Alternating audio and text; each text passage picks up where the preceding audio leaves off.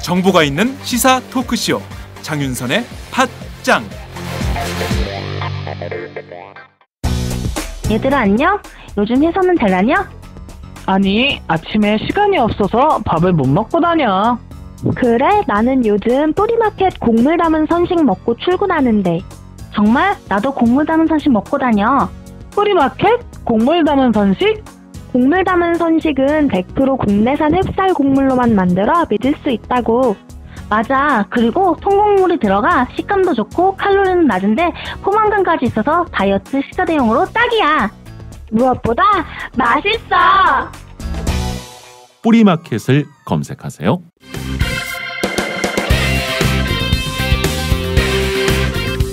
경제를 보는 맑은 눈, 홍종학의 퓨어 경제.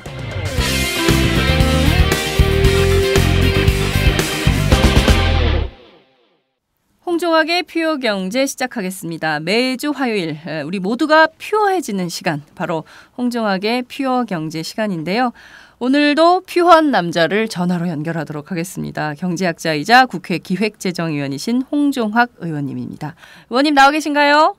네, 안녕하세요. 네, 지난 한 주간 퓨어하셨습니까? 네, 우리가 모두 경제를 보는 맑은 눈, 이 맑은 눈으로 눈을 씻고 홍종학 의원님과 함께 경제 현안 짚어보도록 하겠습니다. 우선 현안 하나를 좀 여쭤볼게요. 그 경제협력개발기구 OECD가 올해 세계 경제 성장률이 2.9%에 머무를 것이다, 이렇게 전망을 했는데요. 이게 금융위기가 있었던 2009년 이후 6년 만에 최악의 전망이다, 이런 평가가 나오던데 어떻게 보십니까? 그만큼 세계 경기가 굉장히 어렵다, 이렇게 봐야 될까요? 네네, 그렇습니다. 세계 경제는 지금 굉장히 어려운 상황이고요. 그 중국도 그렇고 유럽도 그렇고 특히 중남미 국가들도 그렇고요. 계속 제가 말씀드립니다만은 2008년도 경제 위기가 아직 끝난 것이 아니다. 미국이 이제 막 이자율을 올리겠느냐 말겠느냐 이런 거 가지고 논의하고 있는 상황이니까 그 2008년도 경제 위기가 계속 진행형이다, 이렇게 봐야 될 것 같고요. 네. 그 2008년 이후에 가장 낮은 성장률이라고 하는 것은 금년도가 그 중에서도 좋지 않았다는 얘기가 되겠죠. 네, 그렇게 봐야 될 겁니다. 그렇군요. 이거 점점 좀 언제쯤 우리 경제가 좋아진다, 세계 경제가 좋아진다, 화랑이다, 이런 얘기를 들을까요? 참 걱정과 한숨이 깊어지는 순간인데요. 국내 해운업계 1위인 한진해운, 그리고 2위인 현대상선 합병설이 제기가 됐는데 오늘 아침 보도를 보니까 정부가 나서서 하는 통폐합, 이것은 없다, 이런 또 입장이 나왔던데 이건 좀 저희가 어떻게 봐야 될까요? 오락가락해서요. 네, 하여튼 굉장히 어려운 상황인데요. 네. 결국에 가서는 이런 일들이 정부가 강제적으로 통폐합을 한 것이 이제 전두환 정부 때 80년대 초반에 있었고요. 네. 그다음에 그 외환위기 이후에 또 있었고요. 지금 이제 다시 이런 얘기들이 나오고 있는데요. 네. 그것은 우리 경제가 아직도 시장 경제가 제대로 작동하지 않고 있다고 봐야 된다는 증거가 되겠죠. 그러니까 시장에서 스스로 구조 조정을 할 수 없는, 그러니까 정부가 이제 개입을 할 수밖에 없는 이런 구조가 있다고 하는 것을 다시 한번 보여준다, 이렇게 봐야 될 것 같습니다. 근데 이렇게 된 이유는 가장 큰 것은 정부의 관치금융에 있는 것이고요. 정부가 만약에 그런 부실 기업에 대해서 개입하지 네. 않고 은행의 시장 기능이 제대로 작동한다면, 네네. 자동적으로 이게 합병을 하든지 하여튼 이 기업들이 자기네들이 어떻게 자구책을 마련할 것인데, 네. 지금 정부의 국책은행이라고 하는 산업은행이라든가 아니면 수출입은행이라든가 네. 이런 데서 이제 계속적으로 자금을 대주니까 이른바 좀비 기업들이 살아있어도 살아있는 것 같지 않은 기업들이 지금 계속 한국 경제를 짓누르고 있다는 거죠. 이제 이런 그 구조적인 문제를 또 드러내고 있다 이렇게 봐야 될 것 같습니다. 그렇군요. 지금 그런데 앞서 말씀하신 대로 전두환 때나 이 기업들에 대한 강제 통합이 있었고 또 외환위기 때는 어쩔 수 없이 이런 일들이 있었다고 지적을 해주셨는데요. 뭐 개인적인 생각으로는 이게 민간 기업들인데 이것을 정부가 좌우하거나 이런 게 가능한 거냐. 앞서 그 관치금융 때문에 이게 가능하다 이런 말씀을 주셨지만 선뜻 좀 납득되지 않은 요인도 있거든요. 네네, 그렇습니다. 그러니까 그 정부가 개입하지 않으면 이게 그 시장 자체적으로 구조 조정이 되지 않는. 네. 그러니까 우리 경제가 시장의 자체적인 정화 작용이 불가능하다는 거죠. 그것을 이제 드러낸다는 거고요. 네네. 이게 이제 우리가 계속적으로 얘기하지만 이게 그 재벌의 문제거든요. 그래서 이른바 too big to fail이라고 영어로 얘기가 나오는데요. 네. 너무나 크기 때문에 그 망하게 할 수 없는 이런 대마불사라고 우리가 통상적으로 얘기하죠. 네. 그런 상황이 지금 이제 한국 경제를 아직도 짓누르고 있다는 거고요. 네. 지금 뭐 현대상선이라든가 한진해운 이것은 해운업계의 문제인데요. 네. 지금 문제는 여기에 그치는 것이 아니라 지금 조선이라든가 화학업종이라든가 네. 뭐 기타 다른 업종까지도 지금 이런 문제들이 제기되고 있다고 봐야 되겠죠. 네, 말씀하신 대로 이것이 뭐 정부의 강제 통폐합 뭐 이런 게 중요한 것이 아니라 업계가 해운뿐만 아니라 조선, 화학 이런 쪽으로 확산이 된다면 결과적으로 우려했던 홍종학 의원님께서 꾸준히 지적해 주셨던 대로 한국 경제가 그야말로 제2의 IMF 상황을 맞게 되는 것은 아니냐 이런 우려가 커지는 것 같아요. 이를테면 기업 줄도산. 이런 가능성, 이게 여전히 한국 경제를 흔들고 있는 거 아닌가 이런 불안감도 있는데요. 그 점은 좀 어떻게 보세요? 제가 어제 이제 월요일이었잖아요. 그러니까 네. 통상적으로 그 신문을 보게 되면 이제 그 월요일 날은 네. 일요일 날 이제 그런 그 정보들이 없기 때문에 네. 그동안 이제 그 묵혀뒀던 기사들이 되게 이렇게 나오는데요. 맞아요. 예. 어제 제가 신문을 여러 개를 보다가 굉장히 깜짝 놀랐는데 네. 어제 상당히 많은 신문의 일면 탑이 경제 위기였어요. 그래서 이제 매일경제 같은 경우에는 어떤 뭐 경영학자의 이름 그 말을 빌려서 뭐 딥 임팩트가 온다. 맞아요. 예. 뭐 이런 표현을 썼고요. 네. 그 제가 조선일보도 어제 뭐 일면 탑에 그래서 굉장히 뭐 경제 안 좋다 이런 얘기를 했던 것 같고요. 네. 그런 식으로 제가 어제 언뜻 보니까 한 4-5개 신문이 일면 제일 머릿 기사로 경제가 굉장히 안 좋다는 얘기를 했는데 이게 이제 우리 그 실상인 것 같고요. 그다음에 이제 그 말씀하신 대로 그 뭐 경영학자가 뭐 기업 그 구조조정 문제를 얘기하면서 이렇게 그 손 놓고 있다가는 뭐 엄청난 충격이 올 것이다 이렇게 얘기하고 있는데 네. 그 얘기는 이제 이런 얘기들이 뭐 저만 하는 얘기들이 아니라 네. 상당히 많은 그 전문가들에게 광범위하게 퍼져 있다 이런 견해들이 이렇게 봐야 되겠죠. 네. 네, 말씀하신 대로 기업 구조조정 이대로 손 놓고 있으면 안 된다라는 우려가 커지고 있는데요. 전문가들 사이에서는. 그렇다면 정부가 좀 움직여야 될 텐데 박근혜 정부가 뭘 하고 있습니까? 박근혜 정부가 지금 이제 그 박근혜 정부의 특징은 제가 계속 말씀드립니다만은 이게 이제 문고리 권력, 십상시가 권력을 장악하고 있는 상황이라서 네. 그 이제 실무진에서 책임 있게 일을 추진하기 굉장히 어려운 구조가 돼 있고요. 그런 상황에서 이렇게 그 기업 구조 조정이라고 하는 것은 엄청난 부담이 따르는 거거든요. 이게 네. 나중에 이제 끝나고 나면 뭐 특혜를 누구한테 줬느니 그 제대로 잘 못해가지고 경제가 엉망이 됐다느니 뭐 이런 온갖 그 뒷얘기가 나올 수 있는 네. 굉장히 무리한 그 뭐라 그럴까요? 그 행정 집행이기 때문에 네. 이것은 이제 정권이 상당한 의지를 가지고 해야 되는데 네. 지금 이 정부에서는 그렇게 하기는 굉장히 어려운 상황이고요. 네. 그러니까 이제 그 기획재정부나 금융위원회에서 보기에는 이게 사태는 심각해지는데 네.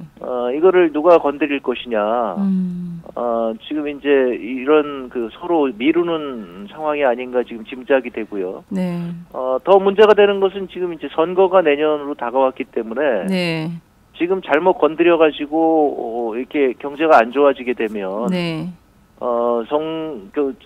선거에 영향을 미치니까 여당에게 불리해질 수 있으니까. 네. 네. 그러니까 지금 이제 건드리지 못하고 네. 저러고 지금 사실상 지금 그러고 온 거라고 봐야 되겠죠. 그런 입장에서 이제 정부 내에서 이대로 두면 안 된다. 네. 그리고 이제 어제 뭐 신문에서도 이제 자꾸 이대로 두면 다 망한다. 뭐 이런 얘기들이 나오니까 네. 정부가 뭔가는 해야 되겠고 네. 하기는 굉장히 어렵고 이런 상황으로 봐야 될 겁니다. 그렇군요. 뭐 최경환 부총리 내년 총선 앞두고 이제 조만간 그만두고 뭐 야당도 날더러 그만둬야 한국 경제 잘 된다고 하지 않았냐, 그만둔다 뭐 이런 얘기를 대놓고 하시던데요. 이를테면 최경환 경제부총리가 좀 빠지면, 이른바 최경환 팀이 빠지면 좀 어떻게 되는 건가요? 관료들이 더 세게 할까요? 아니면 어떻게 전망을 하세요? 글쎄요. 그 다음에 누가 오느냐에 따라서 이제 다르겠지만, 네. 현재 상황에서 한국 경제는 굉장히 지금 힘든 상황이고요. 특히 이제 박근혜 정부와 새누리당이 굉장히 이념에 집착하고 있기 때문에, 네. 그러니까 실용주의적으로 지금 상황에서는 재벌들에게 뭐 세금을 좀 올려서 그걸 가지고 경제를 좀 부양을 해보겠다 이렇게 얘기할 수 있는 거거든요. 야당에서 그렇게 요구하고 있으니까 네. 그런 신용이라도 낼 만한데 네. 지난 3년간 이제 그것을 완강히 거부해 왔고요. 네. 그렇게 이념을 굉장히 앞세우고 있기 때문에 네. 이게 이제 실용적으로 문제를 풀어나가긴 굉장히 어렵지 않겠는가. 그런 입장에서는 누가 경제부총리가 되더라도 네. 쉽지 않을 거다 이런 생각을 하게 됩니다. 네. 그렇군요. 현재의 상황에서 볼 때는 한국 경제를 실용적으로 풀기 굉장히 어렵고 누가 오든지 한국 경제는 나락으로 떨어질 수밖에 없다, 이런 분석 진단을 해주셨습니다. 일단 이제 국정교과서 문제를 보더라도 우리가 알 수 있잖아요. 지금 네.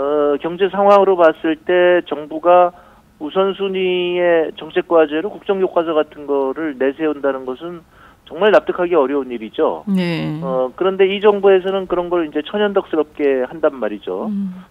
그러다 보니까 이제 국력이 전부 그쪽으로 지금 쏟아지고 있고요. 네. 쏠리고 있고요. 그러니까 이제 경제 쪽에 굉장히 많이 지금 정부가 총력을 기울여야 되는데, 네. 사실상 뭐 주택 문제라든가 지금 뭐 청년 일자리 문제라든가 이런 문제에 대해서 뭐 전혀 건드리지 못하고 있는, 그러니까 일을 추진하지 못하고 있는. 네. 뭐 사실상은 일을 또 추진한다고 하면 또 엉뚱한 뭐 노동계약 뭐 이런 거 할 것이기 때문에. 네네. 뭐 안 하는 게 낫지 않나 또 이런 생각이 들면서도 하여튼 전혀 엉뚱한 일을 하고 있다. 그러니까요. 뭐 지금 봐야 되겠죠. 네. 정말 경제를 살피고 민생을 잘 살펴서 국민들이 따뜻한 겨울을 날 수 있도록 도와줘야 될 정부가 국정교과서로 이념으로 국민들을 분열시키고 이렇게 하니까 정말 좀 약간 정부가 허송세월하고 있는 거 아닌가, 이런 비판도 국민들 사이에서 많이 터져나오는 것 같습니다. 새정치민주연합이 어제 정부의 2015년 세제 개편안에 맞서는 세제 개편안을 내놨는데요. 실제 언론에서 큰 주목을 받진 못한 것 같아요. 모두 68개 법안을 내셨는데 일자리, 민생 뭐 이렇게 등등으로 나눠져 있는 걸로 보입니다. 박근혜 정부와 비교해서 하나하나 짚어보도록 하죠. 우선 일자리 관련된 세법들은 어떤 조정이 필요하다고 보신 겁니까? 저희는 이제 그 일자리가 지금 굉장히 중요하고요. 네. 일자리를 늘리기 위해서 이제 정부가 적극적으로 나서야 된다. 이런 얘기잖아요. 그러면 거기에 정부가 할 수 있는 일을 다 해줘야 되겠죠. 네. 그러니까 예를 들면 뭐 세제 지원이 필요하다 그러면 세제 지원을 해야 되겠고, 네. 적극적으로 재정 지출을 해야 되겠다 그러면 재정 지출을 해야 되는 것인데요. 네네. 그런데 아시다시피 박근혜 정부에서는 그런 일들은 안 하시면서 갑자기 난데없이 무슨 청년 일자리를 위한 무슨 기금을 만들겠다 해서 대통령이 돈 내시고, 그다음에 뭐 지금 기업들이 열심히 뭐 돈 내고 있죠. 네. 그러니까 이거는 일자리에 대해서는 국가가 할 일이 아니라 이렇게 동정하듯이 이렇게 뭐라 그럴까요? 이 자선 사업하듯이 해야 된다, 이런 것이 지금 박근혜 정부의 모습이라고 보여지는 거죠. 네. 근데 이것이 이제 그냥 지나칠 일이 아닌 게요. 이게 바로 보수의 핵심입니다. 그러니까 보수 정부에서는 이게 이제 한국 보수의 경우에는 이제 조금 더 그런 건데요. 네. 그러니까 재벌을 도와주는 데는 돈을 몇 조 원을 써도 괜찮다. 왜냐하면 재벌이 잘 되면 경제가 잘 될 것이기 때문에. 그런데 네. 청년 일자리를 지원하는 데는 정부 돈을 쓰는 것은 안 된다. 대신에 그것은 자선 사업하듯이 이렇게 대통령이 돈 내고 기업들이 객출해서 이렇게 뭐 기금을 만든다. 네. 이런 굉장히 그 일반인으로서 납득하기 어려운 일들이 있는데요. 이게 이제 이를테면 미국에서도 보수들이 되게 이런 주장들을 하죠. 그렇군요. 근데 미국은 뭐 재벌은 안 돕고 있는데 대신에 재벌을 돕지 않으면서 이렇게 하니까 그 모순이 좀 덜한데 네. 한국의 경우에는 이제 이런 정책을 펴니까 납득하기 좀 어렵고요. 반면에 이제 저희 새정치연합 같은 경우에는 그게 아니다. 이것은 정부가 해야 될 일이고 따라서 정부가 세제 지원을 할 거라면 열심히 해야 된다. 그래서 이제 저희가 내놓고 있는 게 중소기업이 이 청년들을 한 명 고용할 때마다 1,000만 원씩을 지원하자. 그러면 대개 청년 초임이 뭐 한 2천만 원쯤 된다고 한다면 네. 그러면 이제 그 기업의 입장에서는 거의 네네. 부담 없이 사람을 쓸 수가 있는 거죠. 네. 이런 이제 저희는 제안을 해놓고 있는데 작년에 굉장히 반대했습니다. 정부하고 여당이. 네. 그랬는데 이제 금년에는 저희가 그런 얘기를 하니까 하도 안 되겠다 싶었는지 이제 중소기업에 대해서는 500만 원 대신에 대기업에 대해서는 또 250만 원 이것을 그러니까요. 이제 호랑지로 붙어왔는데 이것은 사실상 이제 재벌 지원 정책으로 전락할 것이다. 저희가 그렇게 지금 비판하고 있는 거죠. 말씀하신 저희 입장에서는 이제 그 고용 증가시킬 때 1,000만 원, 그다음에 중소기업 장기 근속자에 대해서 세제 지원을 하는 이것을 이제 일자리 정책으로 내놓고 있습니다. 네, 그렇군요. 말씀하신 대로 박근혜 대통령 청년 희망 펀드를 내놓고 본인이 이제 1호 기부자가 됐지만 이게 좀 활성화가 안 되니까 정말 재벌 총수들 다 동원을 해서 지금 그 기금을 마련하고 있는 것인데 말씀하신 대로 청년 희망 펀드 같은 형태로 청년 일자리를 만든다는 게 말이 되는 거냐 이런 비판이 사실 국민들 사이에도 있는 것 같습니다. 새정치민주연합이 이번에 내놓은 세제 법안들을 쭉 살펴보면 모두 9개 법안이 일자리 관련된 법안인데요. 그중에서 중소기업 관련된 것이 3건 그리고 중견기업 그 고용 지원 관련된 그 조세 특례 이게 한 건이고 또 여성 관련 또 청년 고용 특별 세제 신설 뭐 이런 것들이 포함이 돼 있는 것 같습니다. 전반적으로 중소기업 청년 사회적 약자들한테 조금 혜택이 있는 이런 법안들을 내신 것 같아요. 네네 그렇습니다. 그러니까 이것이 뭐 금년만 그런 것도 아니고요. 네. 저희는 뭐 계속적으로 지금까지 이렇게 제안을 해왔고요. 지난 3년간에도요. 네. 그러니까 이제 아까 말씀드린 그 뭐 청년 고용했을 때 그 지원하는 이런 법안 같은 경우에는 그 윤호중 의원이 이제 작년 재작년에 이미 내놓고 있는 법안인데요. 네. 여당의 반대에 의해서 지금 처리가 안 되고 있는 거죠. 네. 그러니까 그 명확하게 저희는 중소중견기업을 지원한다. 그런 세제를 계속 내놓고 요구를 하고 있는 상황입니다. 네, 그렇군요. 이런 법안들이 꼭 그 여당의 반대로 이게 좌절되는 경우가 왕왕 있는데요. 매년 그런 것 같습니다. 올해는 좀 그 이 여당의 반대를 무릅쓰고 특히 이게 굉장히 국민들이 그 살기 어렵기 때문에 이런 조세 특례는 반드시 좀 있어야 될 것 같은데 어떻게든 설득을 좀 해 주셔야 될 것 같습니다. 글쎄요, 이제 여당 의원들도 네. 이제 선거가 다가왔기 때문에 그 예를 들면 자기 지역구에 관련된 것들은 저희한테 이제 동의를 해요. 예를 들면 이제 최근에 그 정부는 지금 계속적으로 농수 축협 협동조합 여기에 대해서 이제 세제 혜택을 주고 있는데 이 세제 혜택을 없애자는 이런 것들을 많이 갖고 오거든요. 정부에서요? 네, 정부에서 계속 갖고 옵니다. 이것은 뭐 자기네 원칙에 안 맞는다고 갖고 오는데, 네. 이거는 뭐 여당 의원들도 농촌 의원들이 있기 때문에, 네. 이제 계속 막고 있는 거죠. 근데 이제 저희 입장에서 보면, 네네. 그게 뭐 그 원리적으로는 맞는다고 할지라도 지금 원리에 안 맞게 그 재벌에 대해서는 막대한 세제 혜택을 주면서. 그 힘없는 농수 축협 이런 데 대한 세제 혜택을 없앤다고 하는 것이 맞질 않잖아요. 그렇죠. 그러니까 이제 그렇게 계속 얘기를 하는데 이제 여당 의원들이 이제 그런 것들은 막아주고 있죠. 그렇지만 반면에 이렇게 이제 정부가 중점적으로 이제 집행하려고 하는 네. 그런 정책에 대해서는 여당 의원들이 이제 뭐 그냥 무비판적으로 쫓아오기 때문에 저희가 굉장히 좀 어려운 상황입니다. 그렇군요. 정말 소수 특권층만을 대변하는 여당의 정치를 진짜 국민들 입장에서 볼 때는 좌시할 수 없는 뭐 이런 상황이 아닌가 이런 말씀을 좀 드리고 싶네요. 다음은 팟짱 서포터즈 1호 광고입니다.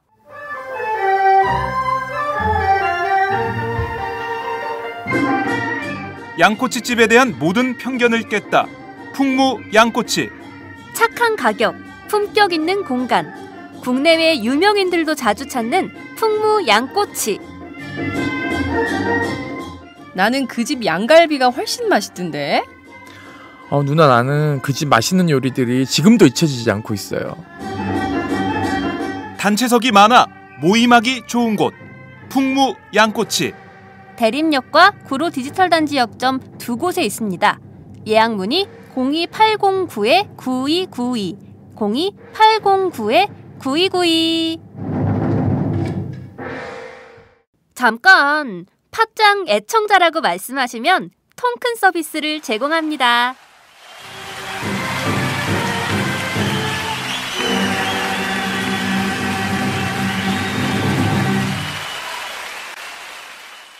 본격 직장인 드라마 공생 대리운전 편. 부장님, 가볍게 한잔 하시죠. 나 차 가져왔는데. 아예 착한 콜 대리운전이 있잖아요.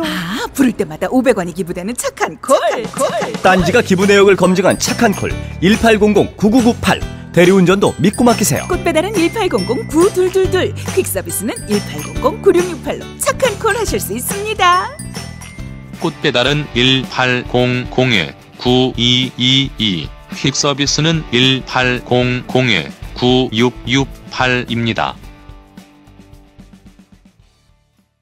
그 신용카드 수수료 인하 뭐 이런 등등 관련해서도 새정치민주연합 적극적으로 활동 중인데, 저희가 이렇게 동네를 다녀보면 새누리당 현수막 굉장히 많이 붙었는데 새정치민주연합은 아직 잘 안 걸려 있는 것 같아요.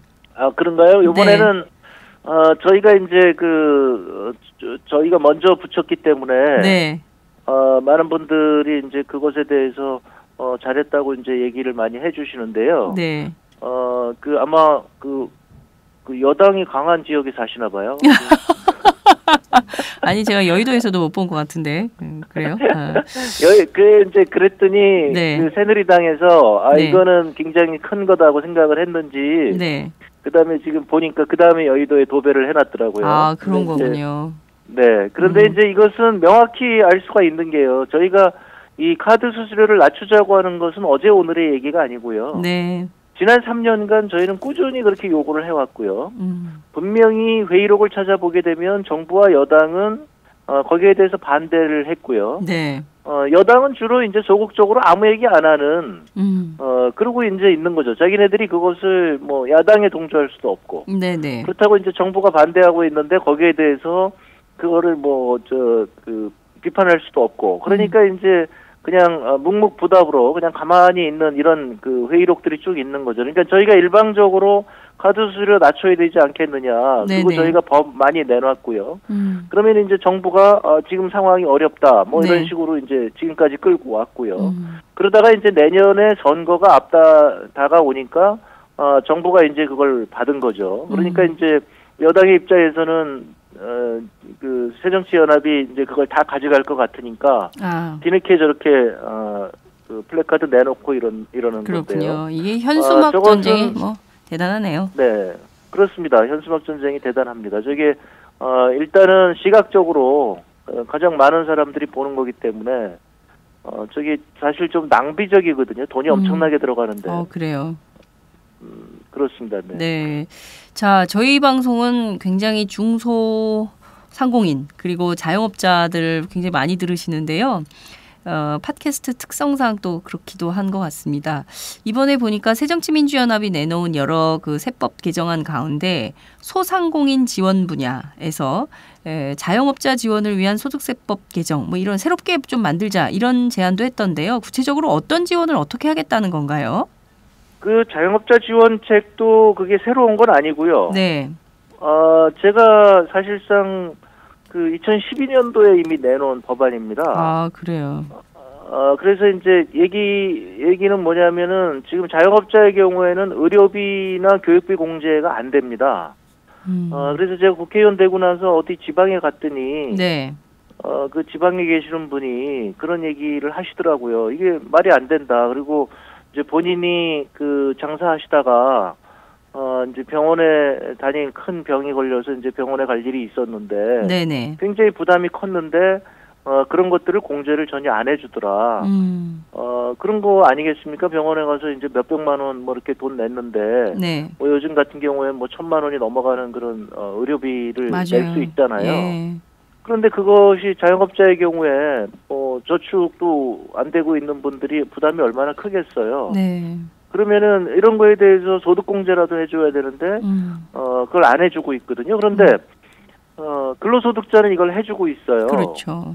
그래서 이제 그거에 대해서 이제 계속 얘기를 했더니 자영업자의 경우에는 이미 경비를 공제를 해주기 때문에 네. 이게 경비 성격이 있어서 이게 이제 그 안 해주는 거다 이렇게 답변을 했었거든요. 네네.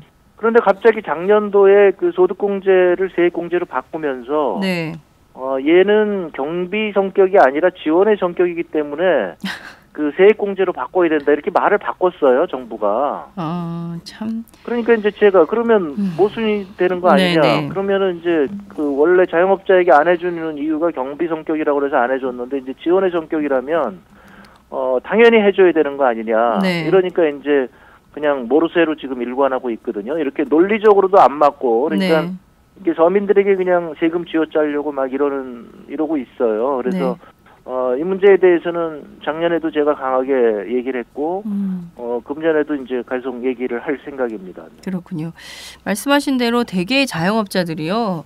그 기업에 다니시다가 명퇴하거나 은퇴하신 분들이 자영업을 많이 하시지 않습니까? 그래서 대개 보면 이 정규직 노동자로 일하시다가 은퇴하셔서 하신 경우가 많아서 이분들에 대해서는 진짜 복지 차원에서라도 이런 세액공제 반드시 해드려야 되는 것 같은데 이 부분은 또 여당이 반대하진 않겠죠? 선거도 앞두고 있는데.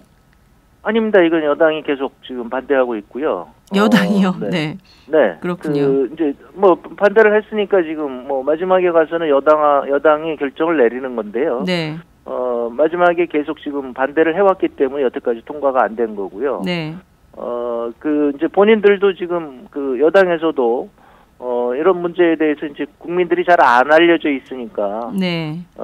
이제 이러고 그냥 모르쇠로 하고 넘어가고 있는 거죠. 그러니까 그렇군요. 사실상 자영업자분들이 이런 걸 좀 명확하게 아셔서 이번에 카드 수수료도 그렇고 네. 어떤 정당이 진정 자영업자를 위하는 정당인가 이런 거에 대해서 한번 뭐라 그럴까요? 판별을 좀 하실 필요가 있을 것 같아요. 그러니까 지금 정부 여당의 경우에 굉장히 자영업자에게 타격을 준 것 중에 하나가 이른바 농수산물 의제 매입 세액공제라는 것들이 있는데요. 네. 그거를 굉장히 지난번에 줄였기 때문에 네. 이제 그 자영업자들 특히 식당 하시는 분들이 네네. 상당히 이제 타격을 입으셨죠. 그러니까 이제 이런 경우가 이제 그때도 보면 굉장히 처음에는 의제 매입 세액공제라고 하는 걸 그냥 아예 다 없애는 것처럼 가져오니까. 네네. 이제 굉장히 이제 반발이 심하니까 그것을 조금 완화해주는, 이런 걸로 하니까 그냥 이제 그걸로 이제 만족하고 이렇게, 그러니까 뭐 이렇게 뭐라 그럴까요? 그러니까 이제 매 10대 때리겠다 이러다가 이제 2대만 때릴게 이러니까 그걸 감사해야 되나요? 뭐 이런 방식이 된 거 버린 거죠. 그렇군요. 그러니까 이제 자영업자 쥐어짜기, 세금 쥐어짜기 하다가 조금 덜 쥐어짰게 이렇게 해가지고 지금 하는 방식이죠. 그래서 저희는 이런 것도 좀 잘못된 것이다. 그래서 자영업자들에 대해서 지금 굉장히 어렵기 때문에 특단의 이런 지원 대책이 필요하다. 저희는 이렇게 지금 주장하고 있습니다. 네. 말씀하신 대로 이렇게 정말 식당 하시는 분들까지도 이렇게 타격을 주는 방식으로 정책을 짠다면 도대체 어떻게 살란 말입니까? 라는 말이 그냥 자연스럽게 터져나올 수밖에 없다. 이런 말씀을 좀 드릴 수 있을 것 같은데요. 이 부분과 관련해서도 저희 청취자들께서도 곳곳에서 여당 의원들 만나면 붙잡고 얘기를 좀 하셔야겠네요. 이런 식으로 정치하면 안 된다고. 그렇죠? 네네, 그렇습니다. 네. 네. 그 조세소위의 그 회의록이 다 남겨져 있는데요. 네. 그 회의록을 보게 되면 상당히 마음는 부분 이런 것들이 드러나고 있고요. 여당 의원들은 은근슬쩍 이제 정부를 두둔하면서 네. 그다음에 이제 아까 말씀드린 대로 정부가 그렇게 이제 자영업자 쥐어짜고 네. 재벌 두둔하고 이런 정책을 가져오면 그다음에 이제 묵묵부답 그냥 조용히 그냥 이렇게 묵인하고 넘어가는 네. 이런 방식으로 지금까지 진행이 되어 왔죠. 그래서 이제 선거가 다가오기 때문에 금년도에 아마 좀 목소리들을 내셔야 되지 않을까 이렇게 생각이 됩니다. 그렇군요. 그 동네마다 있는 정치인들 붙잡고 도대체 누구를 위해서 어떤 정치를 하는 거냐 묻고 따지고 꼼꼼하게 대처를 해야 우리를 위한 국민들을 위한 정치를 정치인들이 할 수 있을 거다 이런 말씀도 좀 덧붙여서 드리고 싶습니다. 이번에 그 새정치민주연합 내놓은 여러 세제 개편안 가운데 핵심적으로는 부자 증세를 통해서 막대한 재정 적자를 줄여나가겠다 이런 주장을 하셨습니다. 노무현 정부 때 종부세 때문에 굉장히 엄청난 조세 저항이 있었는데요. 이 부자 증세에 대해서 이렇게 세게 드라이브를 거는 이유는 어디에 있습니까? 이게 혹시 또 선거 때는 악재로 작용하는 거 아닐까요? 아니요, 이것은 부자 증세가 아니고요. 네. 부자 감세를 원상복귀하는 겁니다. 그러니까 이미 재벌에 대해서 막대한 지금 지원을 해줬고 이명박 정부 들어서 그때 감세 정책을 2008년도, 2009년도에 했죠. 네. 그걸로 인해서 지금 재벌들은 710조나 되는 엄청난 사내 유보금을 지금 쌓아놓고 있잖아요. 네. 그러니까 그런 것을 지금 원상복귀하겠다는 거고요. 그러니까 이제 그 정도는 경제가 굉장히 어려우니까. 네. 이제 그 수입이 많은 재벌들이 그런 정도는 우리가 그 고통 분담에 동참해야 되지 않겠느냐는 제안이고요. 네. 이 제안에 대해서는 그 저희는 뭐 그 지난번 종부세하고는 전혀 다르게 생각을 하고 있고요. 네. 종부세의 경우에도 사실상 그 대상이 되는 분들은 뭐 굉장히 작았는데 네. 이제 많은 분들이 전반적인 그 세금 인상으로 오인을 하셔가지고 네. 그런 이제 세금 오르는 거에 대해서 이제 그렇게 생각을 하셨는데 아마 이제는 그렇게 지금 그 재벌들에게 대해서 막대하게 그 세금을 지원하니까 네. 이렇게 세금을 못 거두니까 재정은 엄청나게 파탄 나 있고 반면에 오히려 담배세 같은 네. 서민들을 쥐어짜는구나 이것을 아마 생생히 체험을 하셨을 것 같아요. 네. 그래서 이제 지금은 좀 나아지지 않았을까 하는 생각이 들고요. 그때 이제 종부세 같은 경우도 저는 그것을 실행하는데 조금 더 그 뭐라 그럴까요? 그 좀 그 신중하게 했다면 네. 그러니까 내용은 큰 차이가 없더라도 그러니까 일반 국민들을 설득하는데 좀 네. 중요한 그런 정책들 예를 들면 이런 거죠. 예를 들면 청년 일자리 이런 예산 같은 경우를 그때 만약에 엄청나게 투자하면서 네. 그러니까 청년 일자리를 늘리는 데 대해서 세금을 깎아주면서 그다음에 종부세를 부과했다면 네네. 그러면 국민들의 경우에 저렇게 세금 그럼요. 얻어가지고 이렇게 좋은 데 쓰니까 네. 그것에 대해서는 뭐 굉장히 묵인할 수 있지 않은가 이렇게 생각이 되는데 종부세 올려가지고 그것이 나한테 피부로 오지 않으니까 이런 그때 당시에는 상대적으로 반발이 있었지 않은가 이렇게 생각이 되고요. 사실상 그때도 종부세를 가지고 지역균형 발전이라고 하는 굉장히 좋은 정책을 했죠. 네. 그런데 이제 그것을 국민들이 그 피부에 느끼지 못했기 때문에 아마 그렇게 된 것 같고요. 지금 지방에 가보면 그때 당시에 참여정부에서의 그때 정책이 굉장히 중요한 거였구나 느끼시는 분들이 굉장히 많대요. 예를 들면 얼마 전에 제가 이제 부산에 그 김부겸, 김영춘 의원 둘이 네, 그 김김 브라더스 토크버스 예. 네, 다녀왔는데요. 네. 그분들 얘기가 이제 뭐냐면 그 지금 지역균형 발전 심지어는 부산이나 대구도 거의 그 메말라 가고 있다. 그러니까 서울이 다 독점하고는 있는 바람에 지금 굉장히 어렵다. 뭐 이런 얘기들 하거든요. 그래서 네. 그 노무현의 지역균형 발전 정책이 굉장히 중요했다 하는 얘기들을 지방에서는 굉장히 많이 합니다. 그렇군요. 그러니까 이제 서울에 계시는 분들 보면 그런 엉뚱한 정책으로 인해서 지금 그 전월세 가격은 굉장히 폭등하고 있고 이것에 대해서 정부는 전혀 아무런 손을 쓰고 있지 않고 네. 그 지역은 지역대로 굉장히 어렵고 그러니까 그냥 전 국민이 다 지금 못 살게 되고 있는 이런 상황에서 노무현 정부의 정책도 지금 재평가 받아야 되지 않나 이런 얘기들이 저는 있다고 알고 있습니다. 네, 그렇군요. 정말 말씀하신 대로 전 국민이 못 살겠다 아우성을 치고 있는 상황인 것 같은데요.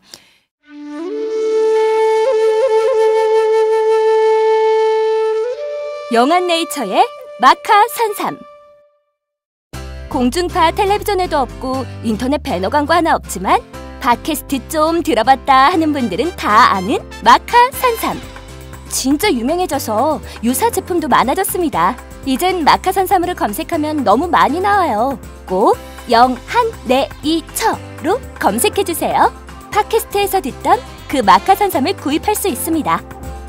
특히 나라 걱정으로 심신이 지친 분들에게 권합니다. 몸에 정말 좋습니다. 내 몸도 나라도 살릴 힘이 납니다. 페루의 마카와 우리나라 산삼, 몸에 좋은 11가지 원료를 모두 하나로 만든 마카 산삼. 마카 녹용과 마카 소화 청소년도 있습니다. 1일 2회 공복에 따뜻한 물과 함께 드세요. 영한네이처 마카 산삼. 네, 저도 팟짱 녹음하기 전에 마카 산삼을 꼭 챙겨 먹고 있습니다. 그 박근혜 정부가 내놓은 이른바 그 정부 여당의 세제 개혁안이 재벌 대기업 편향적이라고 한다면 그 반대로 좀 서민 중소서민들을 위한 지원책으로 이번에 68개 법안을 내셨는데요. 이 중에서 반드시 통과돼야 될, 물론 이제 68가지 모두가 통과되면 좋겠지만 이 중에서 핵심적으로 꼭 통과돼야 될 것들을 좀 꼽아주신다면 어떤 게 있을까요? 일단은 말씀드린 대로 그 부자 감세를 원상 복귀를 해야 되고요. 이제 2008년 이후 그 어려운 시기에 재벌들과 슈퍼부자들이 정말 이제는 충분히 뭐라 그럴까요? 그냥 그 이제 충분하지 않은가 그 정도면 네. 이제는 같이 고통 분담에 동참해야 되지 않나 이런 생각에서 그것은 이번에 저희가 작년 재작년에도 그랬습니다만은 강력하게 저희가 주장을 해야 되겠고요. 말씀드린 대로 지금 청년 일자리가 굉장히 어려운 상황이기 때문에 그런 일자리 세제를 저희는 가장 중요하게 이렇게 생각을 합니다. 근데 지금 말씀하신 게 사실 가장 중요한 것들이고요. 네. 이제 그런 것들에 대해서 저희가 이제 강력하게 주장을 할 생각이고요. 저희가 하나 더 얘기한다면 지금 벤처라든가 이런 것들이 굉장히 중요한 것이기 때문에 그런 이제 벤처 기업을 지원하는 것, 네. 중소기업을 지원하는 것, 이런 것들에 대해서 저희가 아주 굉장히 많이 신경을 쓸 겁니다. 추가적으로 하나만 더 말씀드리자면 지금 한중 FTA가 지금 이번에 비준을 앞두고 있거든요. 네. 그걸 지금 체결이 됐고, 네. 그거에 따라서 지금 상당히 많이 충격을 받을 겁니다. 사실상 이 문제는 굉장히 중요한 문제인데요. 이 한중 FTA는 사실상 한미 FTA보다 네. 훨씬 더 충격이 클 겁니다. 중소기업이나 우리 농업이나 어업이 굉장히 큰 충격을 주게 되는데 사실상 이제 FTA에 대해서 세계화 추세라고 하는 데 대해서 그다음에 이제 보수 정부가 지금 10년을 집권을 하고 있는 상황에서 저희가 이것에 대해서 반대하기 굉장히 지금 어려운 상황이거든요. 네.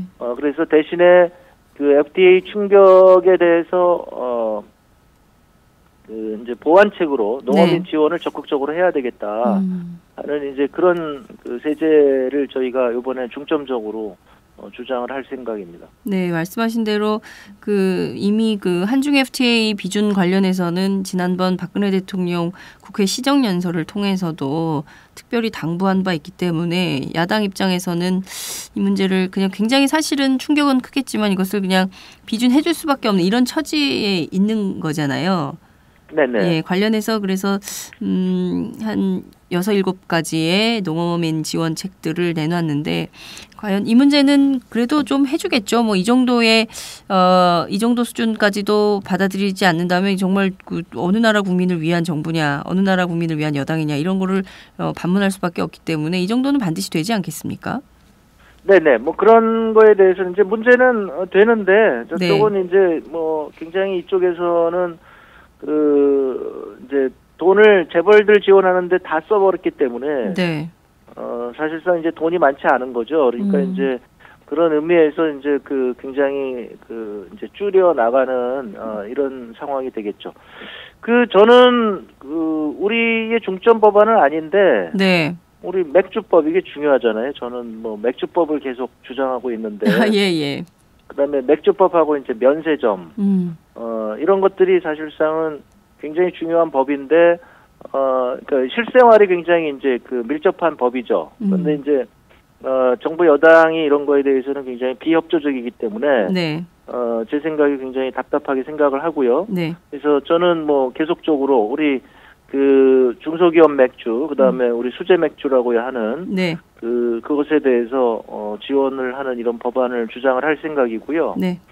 이것이 이제 뭐 그런 맥주뿐만 아니라 우리 전통주인 예를 들면 막걸리라든가 이런 것들 이런 것들을 이제 이제 맥주처럼 수제 막걸리, 수제 막걸리 지원법이라고 그래야 될까요? 이런 것도 이제 우리가 꼭 통과를 시켜서 이렇게 자영업자 이렇게 집에서 막걸리 담궈서 파시는 분들 옛날하고 다른 거잖아요. 이제 집에서 막걸리 맛있게 담궈서 팔면 거기에 대한 소비를 할 거 아니겠습니까? 그러면 수없이 많은 막걸리들이 나올 것이고 우리가 맛있는 막걸리를 마시게 될 것이고 그다음에 이제 보관의 문제가 없으니까 그 집에서 담궈서 그냥 즉각 파는 거니까 이제 우리가 뭐 이렇게 이상한 그 첨가물 들어간 거 걱정 안 하고 이렇게 마실 수 있는 그런 이제 그 시대를 열게 될 거고요. 면세점은 그 재벌 면세점에 대해서 너무나 특혜가 가기 때문에 그것을 바꾸는 법안을 뭐 저도 그렇고 우리 새정치민주연합의 윤호중 의원, 뭐 김관영 의원 이런 식으로 다 내놓았거든요. 그러니까 그런 것들도 뭐 저희가 중점 법안은 아니지만 실생활에 밀접한 법안으로 저희가 주장을 하고 있습니다. 그 맥주 제조 중소기업 관련된 성장 지원을 꼭 해야 된다. 이것은 그 처음부터 지금 4년째 말씀을 하시는 것 같아요. 주세법 개정안에 대해서. 그런데 이게 여태 안 되고 있는 거죠. 그래서 계속 이게 그 후순위로 밀리고 있는 것 같은데요. 이번에는 좀 어떻게 같이 됐으면 좋겠다 이런 바람도 좀 들여봅니다. 그래야 우리가 맛있는 맥주를 마실 수 있으니까요. 오늘 말씀 잘 들었습니다. 고맙습니다. 네, 감사합니다. 지금까지 새정치민주연합 홍종학 의원과 함께했습니다.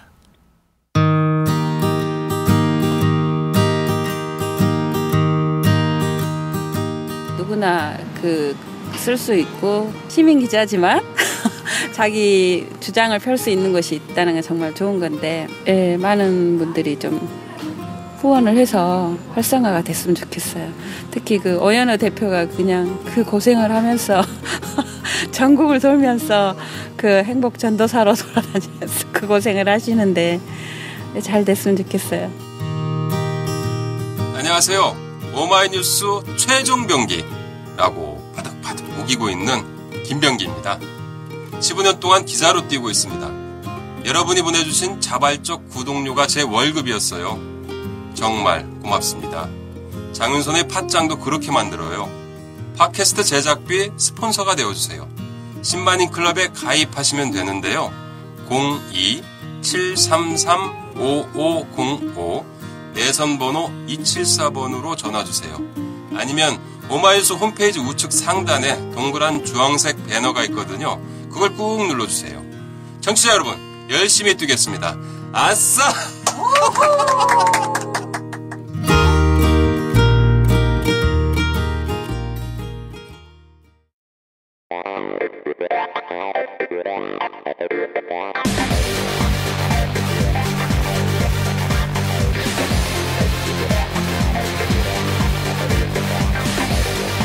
정보가 있는 시사 토크쇼 장윤선의 팟짱.